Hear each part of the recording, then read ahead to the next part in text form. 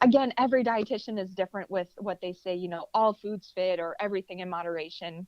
One thing that I always like to point out to my athletes, it doesn't matter if they're elite or not elite.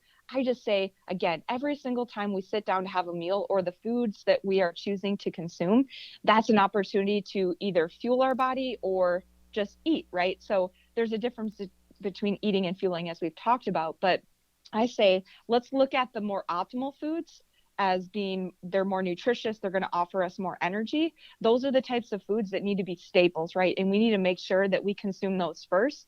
And there's always room for that, that treat or, that splurge or whatever it may be. But keeping in mind that we have goals. So we need to focus on our goals and that we need to fuel according to our goals if we expect to reach them. So I have so many athletes that they have dessert every single day.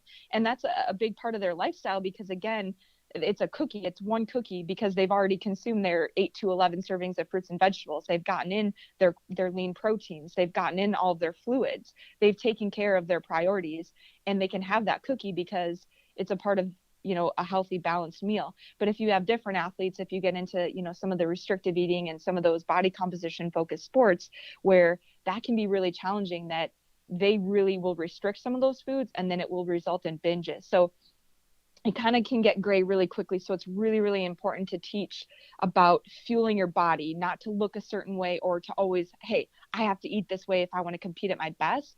But it's great to be mindful that nutrition is about fueling our mind, our body, our soul, that we have that emotional relationship with food, that certain foods and the way that we eat them, they can influence our hormones and make us feel a certain way. So if we're eating foods that are nutrient rich, they're oftentimes going to lead to better energy levels, better sleep, better performance, all of those things. So if you teach it from that perspective, it truly makes you think like, yeah, I want to do well in the classroom. I want to do well on the field. I want to feel good. I want to sleep well. And it makes it really easy to make those healthy choices because you want to be successful.